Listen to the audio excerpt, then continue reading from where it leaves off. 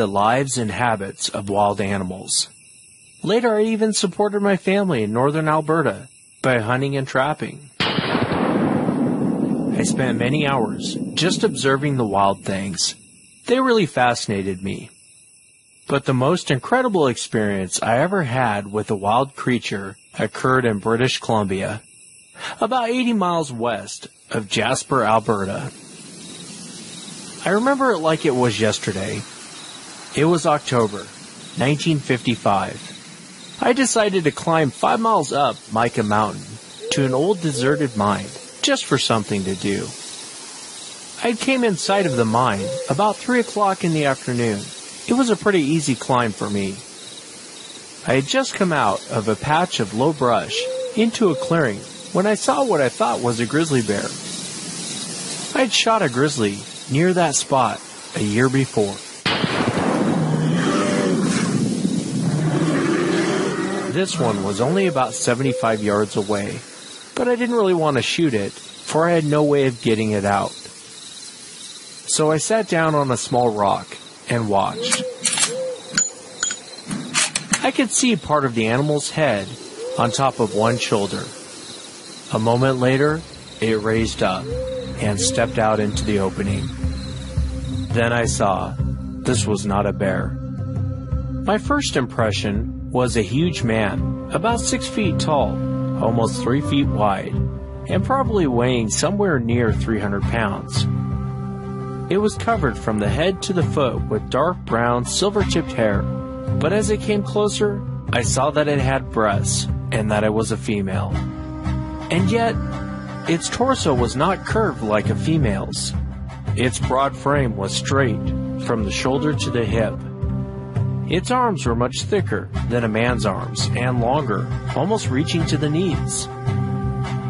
Its feet were a lot broader than a man's feet, about 5 inches wide at the front and tapering to a much thinner heel. When it walked, it placed the heel on its foot down first. I could see the gray-brown skin or hide on the soles of its feet. It came to the edge of the bush I was hiding in, within 20 feet of me, and squatted down on its haunches. Reaching out its hands, it pulled the branches of the bushes toward it and stripped the leaves with its teeth. Its lips curled around the leaves as it ate. I was close enough to see its teeth, and its teeth were white and even. The creature's head was somewhat shaped oddly. The head was higher at the back than at the front. The nose was broad and flat. The lips and chin protruded farther than its nose. But the hair that covered it, leaving bare only the parts of its face around the mouth, nose, and ears, made it resemble an animal as much as a human. Even on the back of its head was longer than an inch, and that on its face was much shorter. Its ears were shaped like human ears, but its eyes were small and black, like a bear's. And the neck also was unhuman, thicker and shorter than any man's I've ever seen. As I watched this creature, I wondered if some movie company was making a film at this place, and that what I saw was an actor, made up to look partly human and partly animal. But as I observed it more, I decided it would be impossible to fake such a specimen. Finally, this wild creature must have gotten my scent, for it looked directly at me through an opening in the brush. A look of amazement crossed its face. It looked so comical at the moment, I had to grin. Still in a crouched position, it backed up 3 or 4 short steps, then straightened up in its full height and started walking rapidly back the way it had come. For a moment, it watched me over its shoulder as it went, not exactly afraid, but as though it wanted no contact with anything strange. The thought came to me that if I shot it, I'd possibly have a specimen of great interest to scientists around the world. I had heard stories of Sasquatch. Maybe this was a Sasquatch, I told myself. I leveled my rifle. The creature was still rapidly walking away, again turning its head to look in my direction. I lowered my rifle. Although I'd called the creature it, I'd felt that it was a human being, and I knew I would never forgive myself if I killed it. Just as it came back to the other patch of brush, it threw its head back and made a really peculiar noise that seemed to be a half laugh and half language, which I can only describe as kind of whining. Then it walked from the small brush into a stand of long pole pine. I stepped out into the opening and looked across the small ridge just beyond the pine to see if I could see it again. It came out on the ridge a couple 100 yards away from me, tipped its head back again, and again it emitted the only sound I had heard it make. But what is this half laugh, half language meant to convey? I don't know. It disappeared then, and I never saw it again. I found one place where it slept for a couple of nights under a tree. Now the nights were cool up there on the mountain, at this time of the year especially, and yet it had not used fire. I had found no sign that it possessed even the simplest of tools, nor a single companion while in this place. Whether this is a Sasquatch, I don't know. It will always remain a mystery to me, unless another one is found. I hereby declare the above statement to be in every part true, to the best of my powers of observation and recollection. Signed, William Rowe.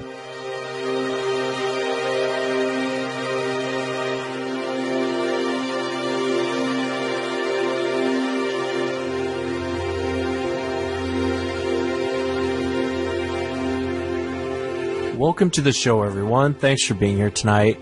Got a great show planned for you this evening. I hope everyone enjoyed the William Rowe story. It's a very fascinating story to me. It's fascinating his behavior and then the Sasquatch's behavior. You know, Mr. Rowe really didn't seem very afraid of what he saw. He was just as fascinated by what he saw as the creature was shocked by seeing him. Just interesting, all his descriptions. I mean, the guy really nailed down to a T what he had seen. And he had such great observation of the details. And it's interesting when you read his story and you keep in your mind, this is way before the Patterson-Gimlin film. This happened to him. I don't think he did a sworn statement until 1957. And this had happened 2 years prior. It's too bad Mr. Rowe's gone now. Rest in peace. That he never really got answers on what he saw. But I hope you enjoyed the story. Thank you for being here tonight. Remember, if you've had an encounter and you'd like to be on the show, shoot me an email. My email address is wes@sasquatchchronicles.com. Just a couple housekeeping things. On the website, I allow a comment section. I have a forum. I want everyone to feel like they're a part of the show. I want everyone to feel like they're contributing. It's a great way to interact with you guys, and I just love having it. One of the things, though, I don't like is I don't like when people go in there and start calling the guests I have on liars or hoaxers, or I know like Bob Garrett was attacked left and right. I'm just not going to put up with it. It's something I don't want to have to sit and moderate the website. I think we're all grown adults here. And so I would ask that you guys respectfully, you know, not every guest to have on is as articulate as other guests. I know one of the last guests I had on, he was practically eaten alive, and you know, the poor kid's like 17 years old, talking about an encounter he had when he was 12. And so, you know, keep in mind, maybe not everyone is as articulate as another guest. It really is a guest-driven show. It would mean a lot to me if you guys could kind of tone that down a little bit. I'm cool if you guys disagree with people's viewpoints. I know I had Tom on, and some of the people didn't like what he was saying with regard to the Bible. I'm cool. You guys can go debate that all you guys want. It really doesn't bother me one bit. Doesn't bother me one bit if you're upset that he went down that route. I'm cool with all of that. It's just the direct attack of calling someone a liar or calling someone a hoaxer or just tearing someone apart. And that's not really what the show's about. I think most people would agree at this point. I really don't tear people apart on the show. It's very, very difficult to get someone to come on the show and share this. You know, most people really don't want to come on the show. And when they do, and then they see the comments, it makes it that much harder in the future. So that's all I would ask of you guys. Again, I don't expect every comment to be positive. I don't expect every comment to be negative. I want you guys to share your viewpoints on things. And I'm cool with all of that. I really am. The direct attack on someone, you can disagree with someone, but do it in a respectful way. You know, I don't see eye to eye with Matthew Johnson on much of anything, but he was at a recent event doing something, and I was there, and we had a pleasant conversation. I mean, it's at the end of the day, you can respect someone and disagree with them, and that's all I'm asking, guys. That's really all I'm asking. I want you guys to comment. Again, I'm cool with if you guys disagree with someone. I'm cool with if you aren't happy with a particular show and you want to let me know about it. You're probably quicker to get a response via email than you would in the comment section, but I'm cool with that. None of that bothers me. I think you guys know what I'm trying to say. Like Forrest Gump says in the movie, that's all I got to say about that. My first guest was unable to make it tonight, and he had such a great encounter. I even pulled some audio I wanted him to listen to. The short version of what happened, and I'm going to have him on the show. He had something come up, and he was unable to make it. But these two hunters are out in the woods. And what's interesting about their encounter is these are very experienced hunters all their lives out in the woods. And this happened down in Texas, in East Texas. And what happened was these two guys started getting followed around. They were being paced. They were being followed nonstop. And at first he told me he thought it might be a cat following them, a large cat following them. And then it became really evident it wasn't a cat. And they started thinking, well, maybe there's homeless people or maybe there's people out here following us around. And then it became evident that wasn't the case.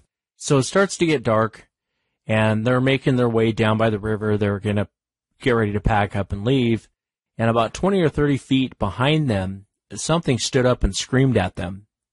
And he said it rattled the inside of him when he heard this. And it really bothered him. And it scared these two guys. They ended up both running up a tree. These two hunters, armed to the teeth, they run up a tree. And he said, we just sat in the tree for a couple hours waiting for this thing to leave, whatever it was.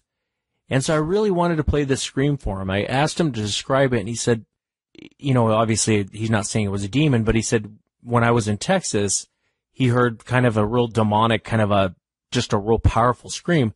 And that's kind of what he heard. And I was going to play this audio for him and see if this is what he heard.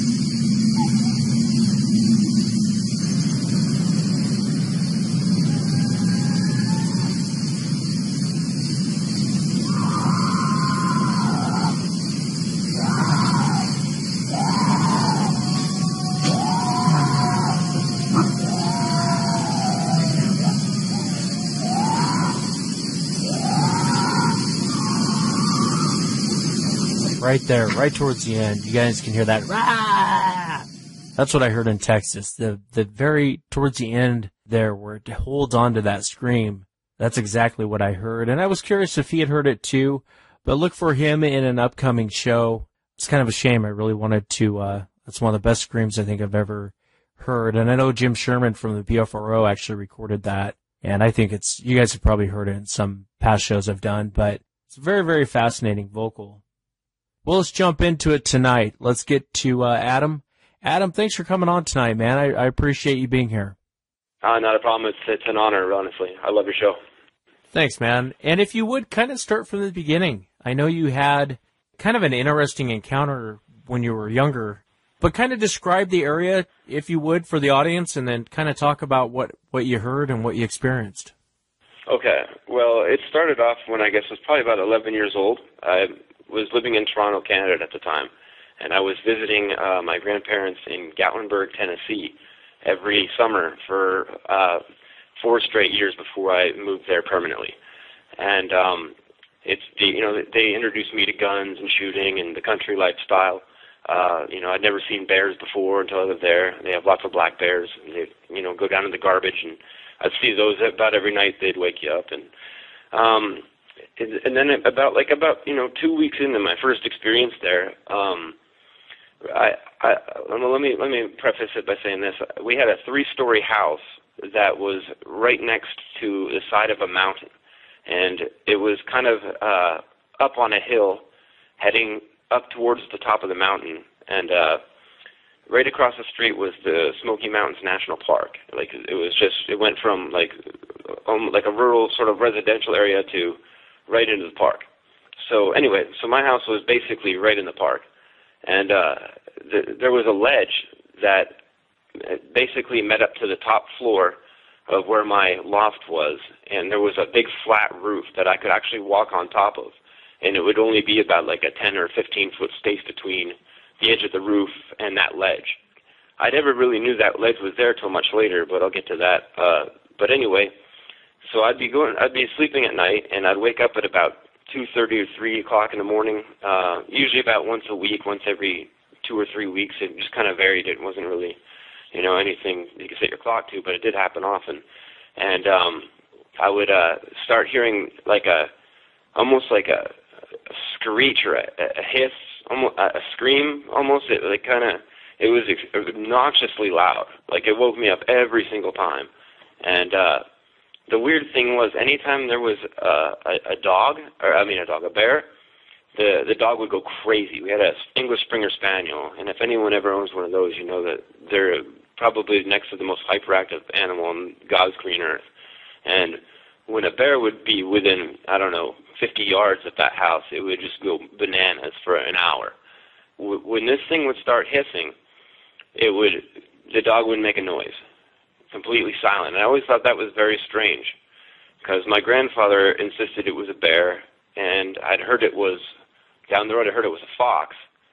But I'd always had a hard time believing that, because I've heard both noises from both animals and many different species, and I'd never heard anything like this before. And even if it was this creature, even if it was a fox, it would have to be in some kind of distress, because that was insanity. I mean, it was so loud that you could probably hear it from a mile away. And I don't know if you wanted me to actually make the noise, but yeah, what did it sound like? All right, it sounded like this. I'm going to try not to blow your eardrums out, but it was like,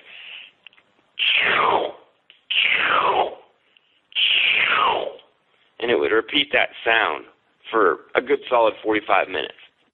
And this thing wasn't near my house or around my house. It was right outside the window.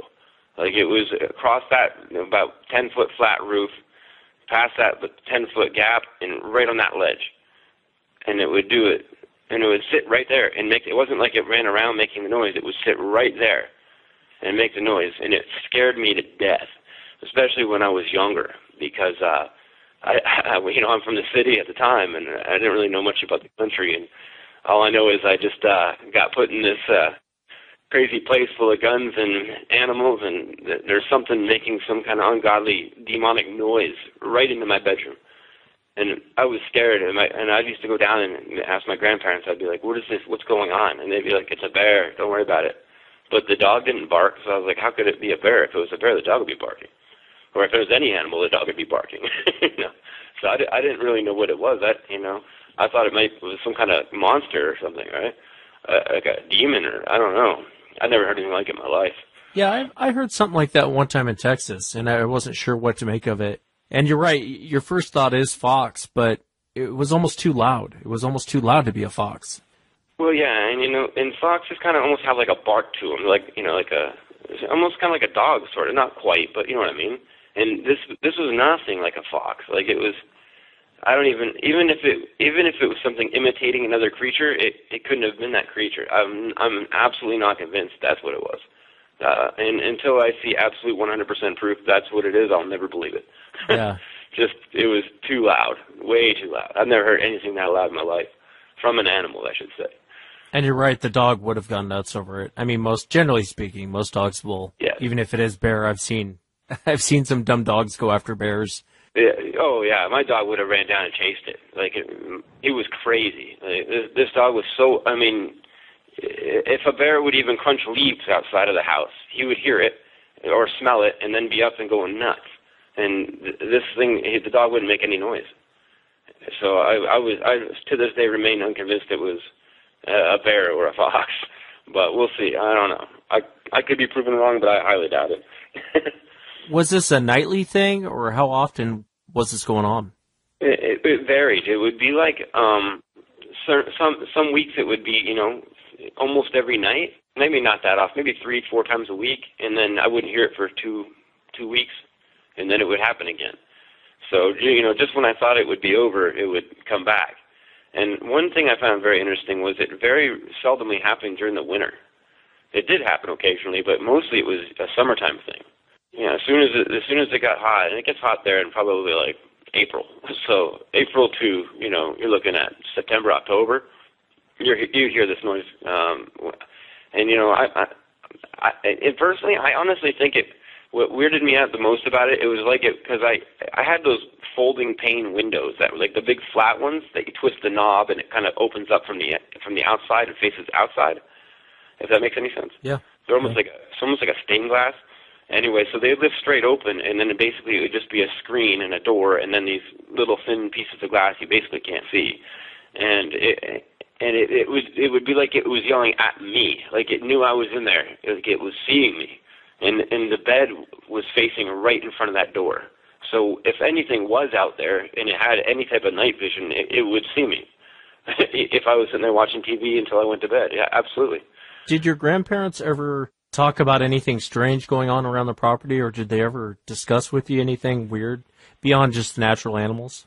Yeah, they had mentioned from time to time that like things would be moved around or like stuff would happen. But the thing about my grandfather, he was 1950s kind of boy. Like he didn't, even if something bothered him, he wouldn't say anything about it.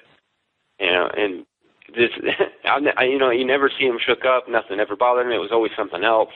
Like he could see a lion walk down the street and he'd be like, "Nah, it wasn't a lion." Yeah. Just that kind of guy. Like you couldn't tell him nothing. It's just that's the way he was, right? So I just kind of, I'd like ask him questions like specifically about things like this, and he would never give me an answer. He would almost just avoid the question. Right, so it would leave me just like wanting to know more, and nobody really knew anything because I was like one of the only people that lived there in the whole area. So, it wasn't like I could just go pop over to the guy next door. We had a couple little like efficiency apartments that were rented out, but they were below the mountaintop, or not the mountaintop, but the ledge. So I don't even know if they could hear it like I could. I mean, I know they heard it, but I didn't. At that age, I didn't really know any of them. I didn't meet those people till much later in my life. I was in my 20s by the time I started talking to those people, because most of them were in and out and gone in a few months. They were just kind of like, younger people that are working at the restaurants in downtown, and then they would, stay for a few months and leave. I think there was only one guy that actually stayed there for more than 6 months. So yeah, and you're at the base of the Smokies there, aren't you? Oh yeah, right in the middle, right at the gateway to the national park. Like, yeah, I was literally like, how people say I can throw a rock from my house to the park? Like, I could throw a rock into the park, like that close. Yeah. One interesting fact about that also is I was so bothered by this. I guess I was about like 13 or 14 is when I started getting a little braver. I'd been there a few times, and maybe it was even when I was 15, because that's when I'd moved down there. But I had climbed up the side of that mountain, like that side of that cliff, and got on top of that ledge and just kind of was kicking around to see if I could like see anything, like what's going on up here. And I found a skull of a deer. I thought that was interesting. There was no other bones, just the skull. And it was like, how like when you see them in like old Western, they look all bleached. Right. It had probably been there a little while, but that's what it kind of looked like. Not bleached, but they cleaned of flesh completely. I was like, wow, that's weird. Yeah, it's interesting. That whole area is notorious for Bigfoot sightings. And it's interesting because as notorious as the area is, it's really tough to get people. It's like I was telling you before we went on air, I was talking to a guy from Kentucky. You start to get in some of these areas and it's It's like pulling teeth to get these people to talk. Oh, yeah. But these are the people you want to talk to. I mean, people call them hillbillies or moonshiners or, whatever they want to call them. But these are the people you really want to talk to because they never discuss what they've seen or, I'm sure your grandfather probably has stories, but, he's old school. He's not going to talk about it. It's just the way they deal with it. Oh, yeah. Well, not only that is, they're so used to be calling dumb Southerners that, last thing they want to do is come out talking about a giant ape. Because, it's bad enough that the Southern draw makes them automatically assumed to be dumb. But then they're going to come out and start talking about these crazy things that most people never experience in their whole lives because they live in cities and stuff. And these guys live up in the mountains and they deal with this day after day. Like they're not going to come talk to you. They don't want to hear what you have to say about them. And respectfully so. I wouldn't. It's a shame. It really is a shame. What's interesting is, we were discussing that vocal sounding like a fox, but you heard that several years later, didn't you? Oh, yeah, and this is what's crazy. It was, I'd been hearing it for about 4 years now, from about the time I was 11 to 15. And I lived in Toronto until I was 15, and then I moved there to stay with them to go to high school there because I wanted to play American football. And I had gone there, like my first summer there, it was the first summer I decided to move there. My grandfather says, he used to call me Ace. He goes, "Hey, Ace, we're going to Georgia. Back up." And I was like, all right. He's like, because he'd like to take me places to go fishing and stuff. He'd like to, show me different things, like because I'd never experienced a lot of it until then. And he took me out to North Georgia, and I couldn't for the life of you tell me where it was. I know that it was definitely still in the mountains, and the clay was definitely red. I can remember that. And we were out there, and there was some private property this guy owned, and it was very forested, but there was like a clearing where he had like an acre-sized horse farm, like I don't know, it's a horse farm, like a pen. And then he had a big, like a two-story home, old home, not like anything new, like it probably been there about 50 years. And then he had like a tow camper out front, I guess, for like, going out in the summer or maybe having a friend stay over. But it was basically put on blocks, like it wasn't being used anymore. Big camper, though, like big one. Like my grandpa had a pop-up one, but it was much larger than this. And we had gone fishing that morning, and basically him and his friend, I guess, were off, playing with their guns or whatever the heck they do. I don't know. But I was out there being, 15 years old. I was playing with the fire ant pile, and they had a puppy, and I was running around with that thing. And I was out there by myself, like, all day long. And, I kept hearing things or at least I thought I did. I kept hearing like something was walking around, and I kept looking into the woods, thinking, is there like somebody, neighbor or something that's out here? And I thought we were all alone. So anyway, I kind of blew that off. But that night, we had gotten to the camper, and it was here's how big the camper was for a tow camper. It had bunk beds on one side and a bathroom on the other. So that tells you how big this camper is. We went to bed. My grandfather had fallen asleep in like 10 minutes, but I'm always laying there for like an hour trying not to move or fidget because he's like, stop moving. So, and he's one of those old-fashioned, like country boys that sleeps with a revolver under his pillow.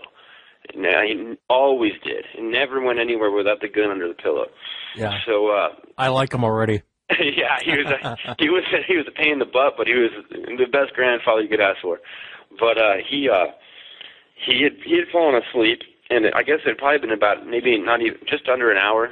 And I was laying there, and I guess I was starting to close my eyes, and then it was like something hit the trailer, like almost like a car backed into it a little bit, like boom, like enough to like you bounced off the bed.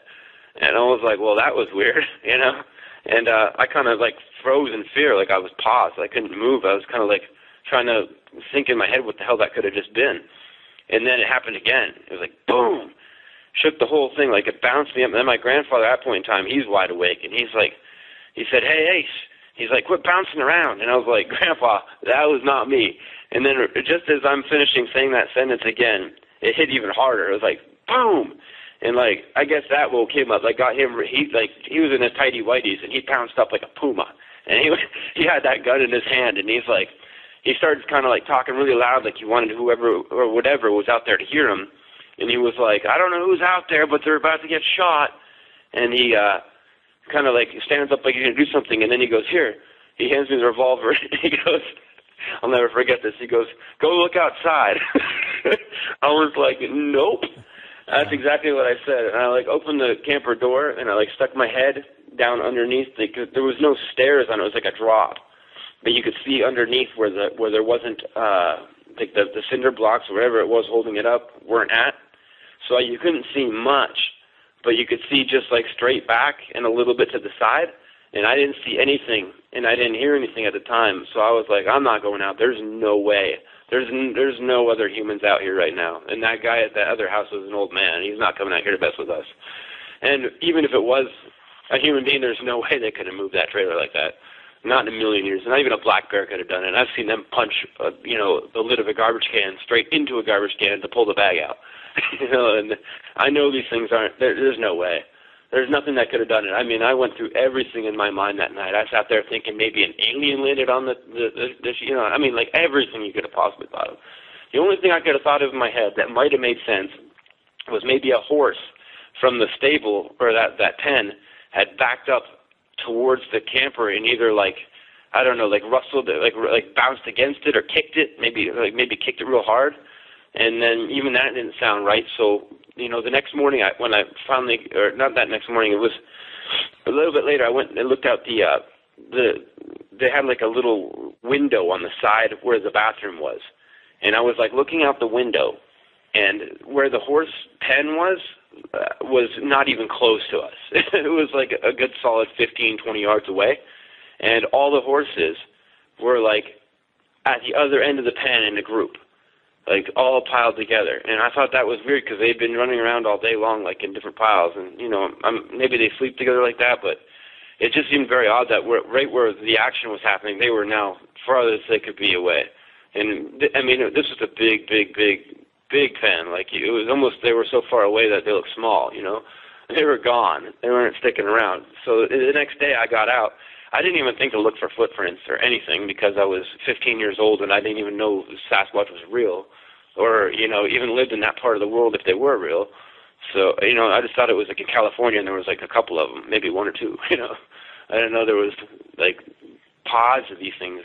And, one thing I always kick myself for being away from there now and thinking about this more and listening to your show and putting piece by piece together, thinking oh my God, I've seen this, One thing that blew my mind is I never knew that they came in any other color than brown.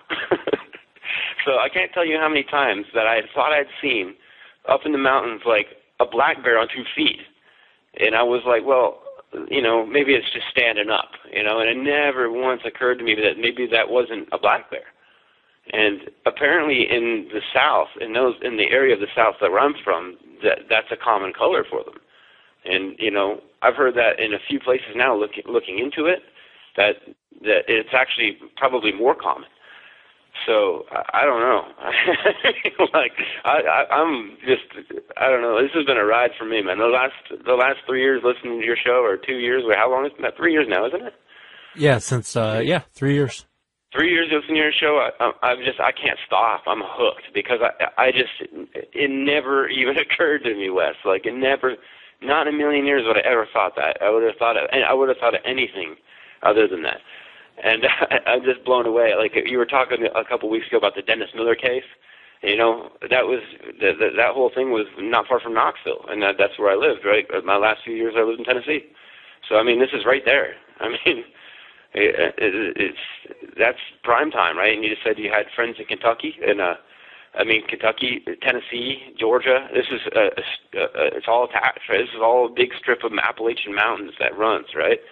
And I don't know, man. It's definitely real. There's something definitely going on. I don't. There definitely is something going on. It's interesting when you start to talk to people from those areas. Even here in Washington State, I've told this story before a million times, but I'll say it again. I talked to a hunter one time here in Washington State and just real politely asked him if he'd ever seen anything strange in the woods, if he'd ever experienced anything. And he kind of gave me a hard time. He was like, "Oh, you talking about Bigfoot?" And I said to him, "Yeah, things like that." He sat and gave me a hard time, and I just kind of shrugged my shoulders and said, "Okay, well, I thought I'd ask," and I start walking off. And he goes, "There was this one time I saw this, I thought was a black bear running on 2 legs, and it ran for I don't remember how far he said, 100, 200 yards, and it was sprinting on two legs. And I said, how many black bears have you seen get up and start sprinting like that? I mean, does that make sense to you? You're a hunter. I mean, does that sound kosher to you? And he was kind of like, you know what? Yeah, you're right. Yeah. And so it's interesting when you start talking to these people that it starts to come out. I wanted to ask you, what did your grandfather say after the whole incident of it shaking or hitting the trailer? Funny enough, he wouldn't talk about it. Every time I try to bring it up, he would just kind of he would go into like that 1,000-yard stare. He would just freeze up. I don't know. It was weird. That was like the reason I always thought maybe he had like more that he knew, and he just was one of those guys. He would never tell it. He wouldn't talk about it. Nothing. You couldn't even ask him about it. And I brought that up a few times, and he would say nothing. It would not like what he thought it was or an idea. It just nothing. Weirdest thing ever. And this, he'd always have something to say. So, yeah, and if you ever watch a black bear on two legs, it looks like a newborn on stilts. It's not pretty. They bobble around and they can barely do it. And most of the time they can just stand up straight, pick something off a tree or out of a can or whatever. But yeah, they're not running on two legs. And the funny thing is, being down there, you'd hear about him from time to time. People would see Bigfoot. You'd be like, oh, there's another Bigfoot sighting over by Cherokee National Park, which is, not even 45 minutes from where I lived. And then they'd be like, oh, there was a Bigfoot sighting over by Mount Lacan, or by the chimney tops. And you would hear them not a couple times a year. And it would always be hikers or, there's not really any hunting over there because it's national park. But, there's a lot of hikers. We have like 10 million tourists come through there a year. So, people see them. And, everyone just would always be like, yeah, whatever, they saw a bear, whatever. But I don't know, man. They also said there's no mountain lions there. There's mountain lions. So, people can say what they want. I've talked to forest rangers.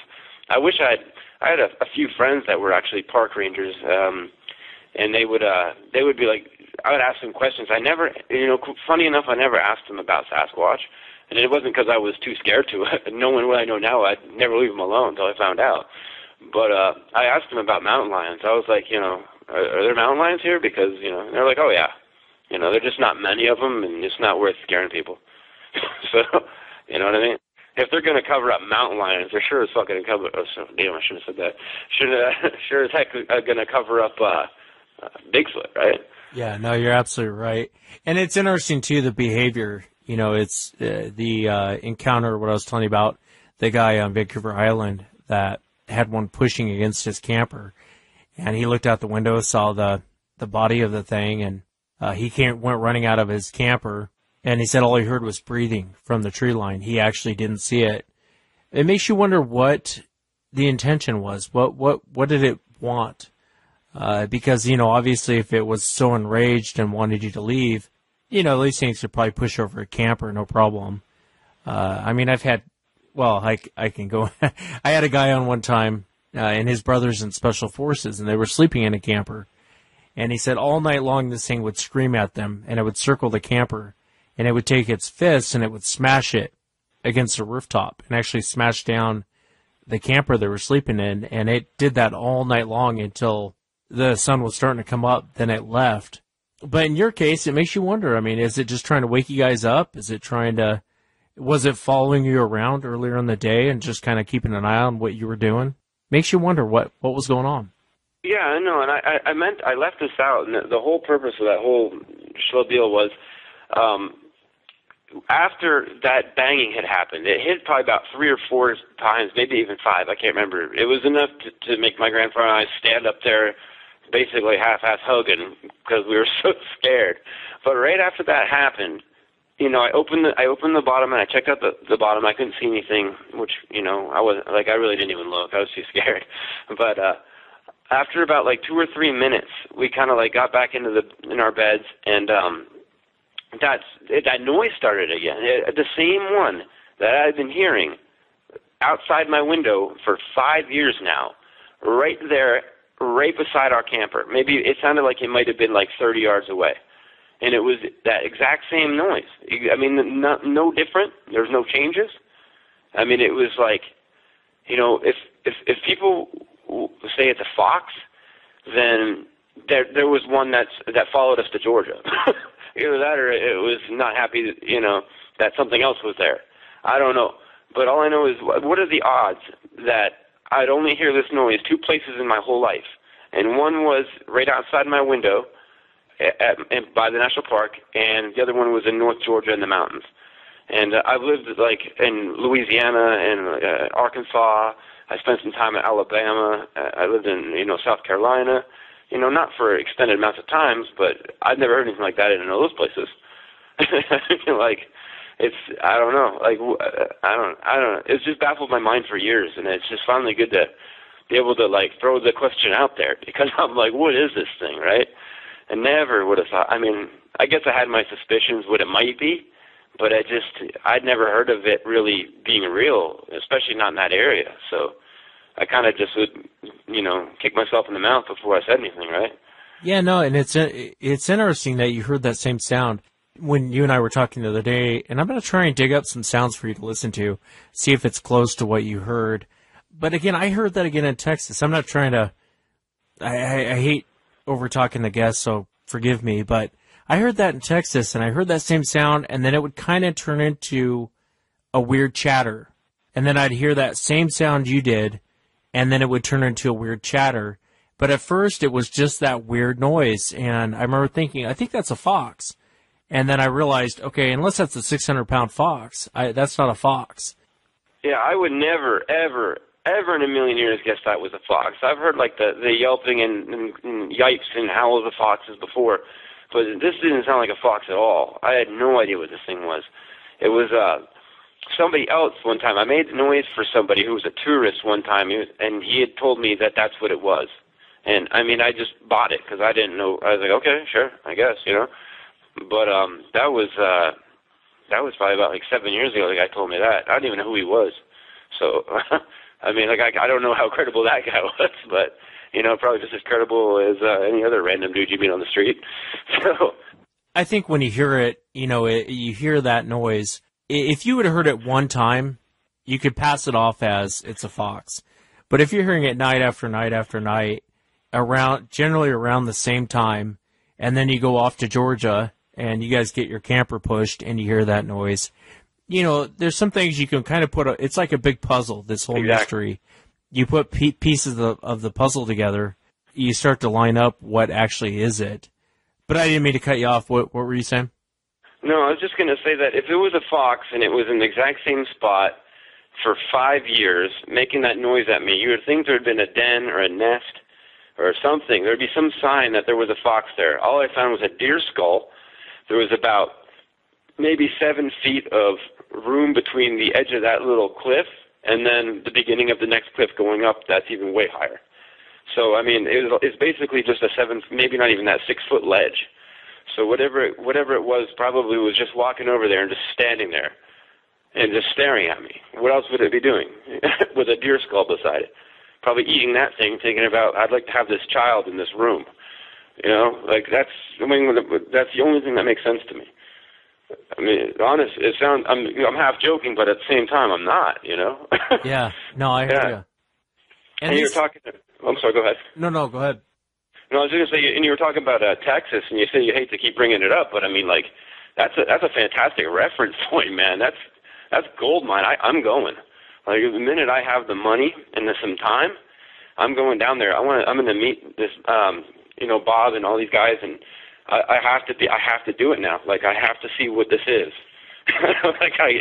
This has bothered me for. I'm 33 now, and I experienced it starting at 11. So do the math, 22 years. Yeah, and they're great guys to go out with. I know, like Bob and all those guys. Almost every expedition, they've had people experience something out there. They're the type of guys, like I was telling you. You want to come armed to the teeth, come down armed to the teeth. They aren't going to stop you.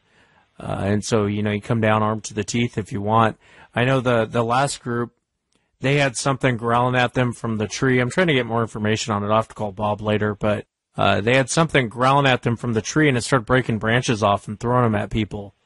And everyone freaked out, and everyone kind of ran off in different directions. And I know the guys were trying to reel everyone in, but I'd love to see you down there And those guys will show you some things that'll change your mind on a lot of things. Yeah, I think they can only convince me at this point. But no, what I was going to tell you was, I don't remember if I told you this or not in the pre-interview, but, when I was probably I guess I was about 21 maybe, I was still living in the same area, but my grandparents had rented me out one of the efficiency apartments that they owned in that same spot. So we had the big house, and then there was like 4 little efficiency apartments just off to the right, that real tiny ones, right? Just like basically a room with a bathroom, like not even like a quarter size of a hotel room. But when you're like 20 and you don't have any money, it's awesome. So one of my friends that lived next door, he was an older guy I had met, and we had gone out at about 2 or 3 in the morning, and we had decided that we were going to go brave the park. We were going to walk across the street and right into the national park at like 3 in the morning, because bears don't scare us, So, okay, that was a bad idea. We got about, I wouldn't even say maybe 100 yards, not even that, probably about like 60, 70 yards into the national park. And it gets to the point where you go from, there's like a soft glow yellow street light that you can see for about maybe, 15 yards going in. And then it starts to get to the point where you can't see your hand in front of your face. And we were like, oh, well, as long as we stay on a game trail or something, we don't trip over anything, we'll be okay. And we got, like I said, we hadn't been walking in like a minute. And I don't even know how to explain this. Like, you talk about these lights, right, which I have, at least I thought I saw one. Like, I'm kind of in the same boat as you had with your experience where, you saw something that looked like it could have been a flashlight, but you're not sure because it's far away and you don't really want to go find out. But anyway, besides that, this was the one that really shook me to my core.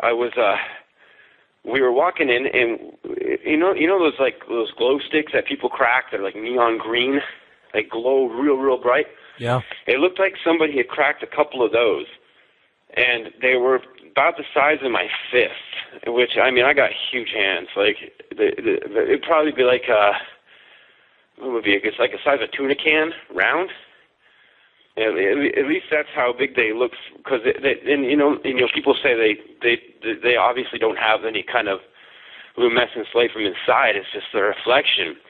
So if these things were reflecting that little yellow light from the road, then their eyes were either in a great position or they were picking up a lot of light. But these things looked like they were glowing green. And you could see them, they were like blinking, and they were like, looked like it was looking side to side, because all of a sudden it would move and then one would disappear. And I couldn't see what it was, but these eyes were like fixed, they were huge, and they were probably about, because someone tried to, I brought the idea about it being a mountain lion to somebody one time, and they're like, no, their eyes aren't that far apart. They're only like, 5 inches tops.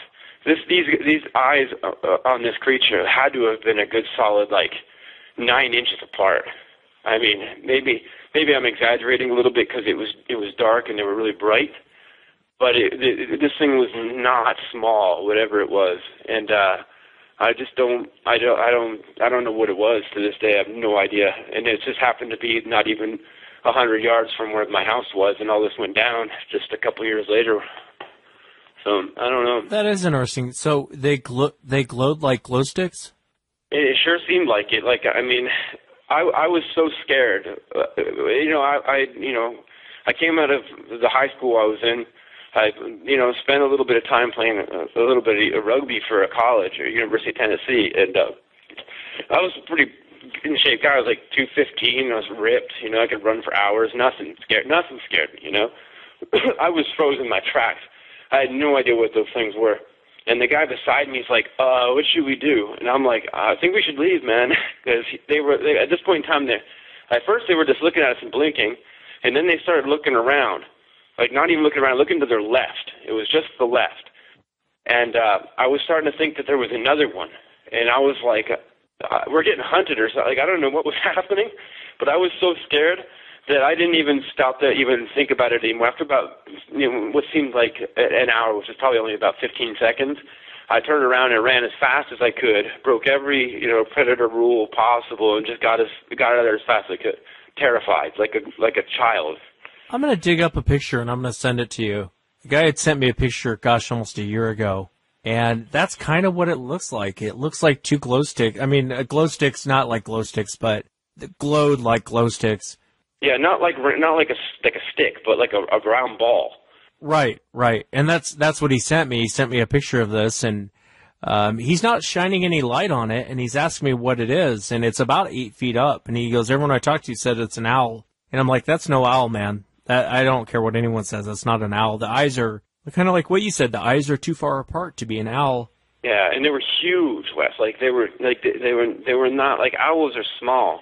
Like I mean, they do get kind of big, but this thing was like the only thing that made sense to me, looking back now especially, is that whatever it was had to be trying to stay low, because it was too big to be any creature that close to the ground. And there are like the only animals out there are bears, deer, supposedly mountain lions. I've never seen one, but supposedly out there, and pigs, and that's it. I never saw a pig either, you know. And I walked right up on deer in the woods because there's a lot of those little valleys, and you know, they call them hollows and stuff like that. They go up and down, and you can just like you can basically walk up on anything as long as you don't make any noise. And I'd walk for like 15 feet behind deer. They didn't even know I was there when I was out there playing by myself. Looking back, not such a great idea, but you know. Bears over there, like a bear, they don't come near you. Like you could, if you happen to cross paths, you can clap your hands and they'll run. Like they'll run like a raccoon. Like they're terrified of human beings. I mean, there's a bear attack like once every 10 years, and most of the time people just get bit and then they run away. And it's usually because they messed with them or they fed them or they got with the cubs or something, you know. But no, this was something different, Wes. Like. I don't know. I think this is why I'm so interested in this now, is because, you know, all these years I've been sitting there just like, you know, I'd think about it, like probably like every 3 months it pops in my head, you know, and I'm sitting there and I'm like, what the hell was that? And I remember sitting online, like looking up like, you know, mountain lions in the dark, like mountain lion sounds, like bear sounds, fox sounds, like everything. Nothing made any sense, and it happened. You know, I got witnesses who've seen this stuff, you know, like, I don't know, man. Definitely really, really weird. I'd like to see these pictures you were telling me about. Yeah, I'll dig them up. I'll have to send them to you. It was interesting when I saw them. And this guy didn't even want to be on the show, and he was like, hey, just take a look at this. Tell me, I think he was out coon hunting, and he was like, take a look at this, tell me what you think. And I looked at it, and I had no explanation for it. I mean, none. And there wasn't...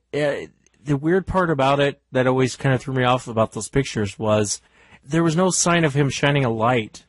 And they're obvious eyes, but they were... A glow stick's a great way to describe it. I mean, I just couldn't place what it was, and he said everyone keeps telling me it's an owl, and I'm like, yeah, that's not an owl. I'm not saying it's a Sasquatch either, but that's no owl. No, I can tell you that much. That's not a bear. That's not a, you know, and I can name off what it's not. But I'd never seen anything like that before, and he said they just came upon it, and he said it was silent, and it kind of opened its eyes, and it was just blinking at him. Yeah, it didn't make any noise at all. It just, like, stared at it. And what was so creepy about it, Wes, it wasn't that I actually saw it. It was that it didn't move, and it knew we were there looking at it. There was two of us. You know what I mean? There was me and another guy. I'm 6'1", the other guy was, like, 6'3". And we're standing there in the middle of the woods at night, and this thing is probably no farther than 15 yards. Maybe a little bit, maybe 20 yards. It's kind of hard to tell in the dark, but especially in that situation when you're just terrified. But it wasn't far at all, and this thing just sat there and stared, and then it kept looking to its left, and then it would look right back at us. It would look to its left, look back at us. By the third time it did that, I ran. And I was like, nope. That's another one of those nope situations for me. I don't want to find out what that is. And I do now, but at the time I didn't. Well, you want to be careful. You know, it's like he was saying the same thing. He said, and he sent me just screenshot or still shots of it, but he said it would turn its head and kind of look off in one direction and then look back at him. And it was like it was looking for the other one or something, is what I was thinking. Like I was thinking there has to be another one, because what is he looking at? You know, if it was looking for a way out, it would look side to side and leave. It would sit there and look in one direction and look back at us, and it wasn't like it was quick. It would sit there and stare, and then it would look back. And the other guy I was with actually took a couple steps towards it, and he was like let's check this out, you know. But he was, I think, mid-sentence of saying that by the time I was gone. And You're in a full sprint. Yeah, he was like in his later 40s, and he had had a few beers, and I was sober at 20 years old. And I was like, you're not thinking correctly, dude. This is not a situation you want to figure out what it is. Yeah, no. No, you're absolutely right. You don't want to push your luck in those situations. Yeah. You know, most of the time these things are, I think, generally speaking, these things are curious, and I think that's their biggest downfall, and I plan on exploiting it here in the near future, their biggest downfall of curiosity. But having said that, you cross the line with them, man, and it can go bad pretty quick. You'll have to hear Sunday's show of the hunter that I'm going to have on, because those guys played it smart. Those guys got out of there, played it smart. And I think if they would have done it any other way besides what they did, I think we'd have 2 missing people out there. But they played it smart. They played it cool, even though they didn't want to. I know the main reaction is you want to run. Believe me, I know the main reaction is you want to run, but you got to. Oh yeah, it's your fear, like your fear response, fight or flight, and it. Absolutely took me over. Like I didn't even know I was running by the time I was running. I was gone, like a bullet out of a gun. I'd never been that scared in my life. I was like, you know, I've never seen anything like that. Like, I don't know. When you spend that much time around bears and stuff like that, that's kind of like the apex predator of the mountains, right? You're not really, you kind of don't really fear them anymore. You know what they're about. But it was just so far from a bear. Like the eyes were so big and so far apart that you know. I'll tell you one time. I was walking out of a bar out downtown in Gatlinburg, and I was cutting through the back of a hotel, and I come around a corner, and I had a good buzz, and I walked right into a 600-pound black. I'm assuming it was 600 pounds. That's about as big as they get, and it was the biggest one I'd probably ever seen, especially that close. And we didn't touch, but I mean we were inches from each other, and I kind of did like the whole jump back a little bit, and the bear did the exact same thing. We had a 2-second pause, and then we went around each other. He went left and I went right, and we went on our way. No attack, nothing bad happened, and it was bigger than those eyes were ever in a million years. And that was probably the closest I've ever been to having a chance of being attacked by any animal besides a dog. That's as close as a black bear in the wild I've ever been, inches. And those eyes were bigger than that from 20 yards. And not to mention, I think I told you about this in the pre-interview or not, but I was telling you that in those mountains, you can pretty much follow water anywhere down those mountains, and it'll take you to somewhere in civilization.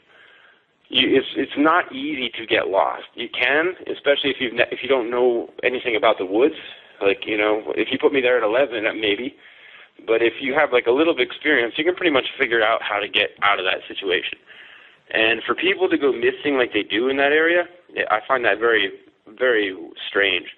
And another weird thing is these rocks. People say they get rocks thrown at them. I always thought that that maybe it was like a squirrel or like a raccoon that kicks them, like out of the trees. I mean, it sounds stupid now thinking about it, but because you think it's an acorn or something at first, or like a chestnut, and it would hit the ground. And you'd be like, oh, okay. And there's certain times of the year where they fall pretty often. Like, you know, like every few seconds you'll hear one hit. And there's times you would see like a pebble bounce, or like a small little river rock, not, you know, size of a 50-cent piece. And it would be, you know, I never got hit by one or anything, but I'd seen them like bounce around me, like within, you know, a few feet. But I always just figured that it was some kind of animal kicking it from a tree, or, you know. I don't know. I know that a few times I thought maybe somebody had thrown it, but there was nobody around, so that's kind of where they got the animal idea, as stupid as it sounds. But no, it doesn't sound stupid at all. I think you try and make sense of a situation like that, especially when you're getting rocks thrown at you. Yeah. I mean, I've had experienced hunters say, well, it might have been a bear, and then they stop and really think about it, and they're like, well, bears don't throw rocks. So, I mean, I think we all try to, in strange situations, we try to place what's actually going on. You know, we try and make sense of it, even though it makes no sense. You know, Occam's razor, what's the most plausible situation going on here? Yeah, it's the most likely one, right? Exactly. But the time I was there, the most I spent in the woods from the time I was 11 till about when I started, drifting off to go to work and school and doing that kind of thing was about a 10-year span. From about, I'd say 11 to about 9 years maybe. And I was out there all the time. I was always in the woods. I was either fishing in the river, in the woods, seeing all kinds of animals. And as frequent as I'm making it sound right now, most of the time, I'd say 99% of the time, you never see anything out of ordinary. Sometimes you might see like a coyote or something, oh, that was cool. But there were those times that you can't explain it, And you definitely see it, and other people see it. And I'll tell you one thing. I was working out east of where I was living. There's a place called Cosby, Newport area. It's kind of a little more rustic than where I was living, right? The people out there are a little bit more moonshining kind of people. And there was a rafting guide placed out there that I worked for a summer. And those guys out there would talk about them. They said they'd seen them. But, I didn't really know any of the guys, and I didn't know if they were just messing with me. But they would talk about them, and, sometimes you just, you think people are just messing with you, or they're just, if you don't believe in something, you're never going to believe it anyway. You know what I mean? You could have somebody swear up and down that they're to their mother's grave, and you would never believe them. But, yeah, those guys would talk about it. You know what else I would hear about is werewolves, which I find funny because, la-di-da, 8 years later, I'm hearing about this dogman thing all of a sudden. And people would swear up and down there was werewolves. Weird, huh? I never heard of any of this stuff until those last couple of years. And then listening to your show, which got me branching out into looking into things on my own and researching. And it's just, I don't know, man. Like you said in a past show, you're like, the stranger it sounds, the more true it probably is. Yeah, it's true. It's true. I mean, the weirder it is, it's probably there's some truth to it. And, like the old dogman thing, I had a hard time buying into the dogman thing. And it sounds ridiculous if you believe in a 800-pound ape running around that you don't believe in this dogman thing. And the more and more I talk to people about the dogman, the more and more I start realizing how consistent they are across the board with their descriptions, with behavior. I mean, very consistent across the board. And so especially, people can want to call them hillbillies or backwoods or whatever they want to call them. Those are the people I want to talk to because... Absolutely, because those are the people who live it. Yeah, they're out there all the time. These guys spend... I ran into people who lived for years by a river. I'm like, wow. Not like in a house, like in tents and stuff, like real country people. They had like these little, basically they were like the frames of homes, but there was nothing inside. They weren't houses, but they were just basically like wood shanties to keep the rain out. And they would live there, and they would spend their whole summers there, and they'd leave in the winter, and they'd come back. And these guys had stories, man. Like the thing, I sit there and think about this dogman thing, and I think one of the most misconstruing things about this whole dogman thing is, I wonder if it's not, you hear this, what is that howler you guys talk about? I don't know what they call that thing. Anyway, it sounds like a hyena. Oh, yeah. And if you do a little research on a hyena, that they're actually more closely related to weasels than they are dogs. So it makes you wonder if this is more possibly something more closely related to a weasel. If it's got hands like a raccoon, which is from the weasel family, or a ferret, and it's walking on two legs and it looks kind of like a dog, then there's a better chance it's a weasel. It's hard to say, and those witnesses are harder to get on the show. They're harder to come forward and talk. It's really tough to get them to come forward and talk about it because they think it's so far off. And it really wasn't until I started talking to, not that law enforcement is any more credible than, say, a moonshiner, because in my mind they're not. But I would talk to a lot of cops that have seen them. I talked to a lot of Border Patrol guys that have seen them. I just had a guy on last week that saw one and said it stood up, and that guy was an experienced hunter. He had been out his whole life hunting, and he thought all this was kind of nonsense until he had seen a wolf stand up on two legs like a man and start walking off. That's what really... Yeah, People are seeing them. Like I've talked to more than one before I even knew what they were. Like not even related. Like just or that would even known each other. Just like people said, like, oh, my dad's seen a werewolf. And I was like, no, get out of here. He's like, dude, I swear to God, he's told me the story 100 times. He's seen a freaking werewolf.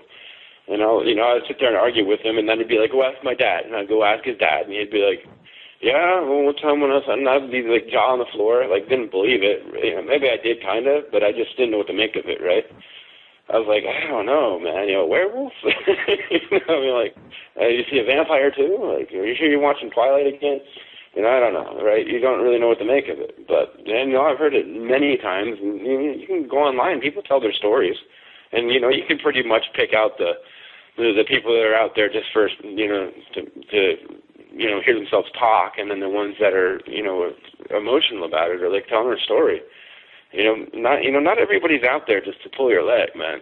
Most people out there aren't. It's just those random people that have nothing better to do with their lives than to sit there and lie to somebody in their face just for no reason. And those people are sad, man, and those are the people that ruin it for everybody that's actually really interested in finding out what happened to them or what they experienced. And that's sad. It's the same people that attacked you, Wes, for your experiences, right? It's the same people.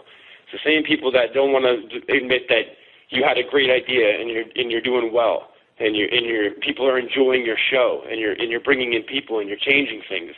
And you're changing Bigfoot from a joke to something that people can sink their teeth into, that pisses them off. That's what it is. It's not you. It's that. And that's what made me so irritated about the whole situation. I was like, it's the same people. And that's why they got the name haters. Yeah. It's just, I don't know, man. I appreciate it, though, man. I appreciate it very much. There's been times where I thought I'm just going to quit doing this, and I'm going to go back to stacking lumber, and I'm done with this, and it's people like you, man. It's, all the people that enjoy the show, the witnesses that come forward, and it's like with the guy I'm going to have on Sunday, his buddy is, going, basically turning into an alcoholic. I mean, the guy's going through a tough time. I mean, he's struggling pretty hard, and, I was like, give him my number, I'd love to talk with him, and it can be private. It doesn't have to be, I'm not going to blog about it. He can just give me a call, and so, yeah, man, I'd like to turn this into something that people take more seriously. And you already have. I mean, like, you're so freaking humble. It drives me crazy, man. And embrace this, man. Like, this is big stuff, man. You turned me from somebody who didn't know anything about what happened to him in his life. Like, who would sit there night after night after night and think, what happened? Nothing makes sense. Like, and then, I start hearing the show, and you're bringing people out there who have no reason to lie, and their stories match mine.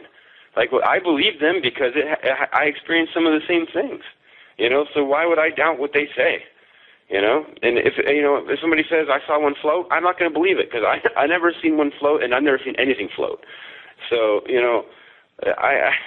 flute players, be damned. I don't care. Like, I'm on your side with that, but there really is something happening to a lot of people, more, probably 99% more than we'll ever talk about it. Guarantee you that. And they have nowhere to turn because all they get to see is these fat dudes running around on TV making an ass of themselves. And it's embarrassing. And then you don't want to go tell anybody about that because your whole family just watched this on TV. It's like they did that on purpose.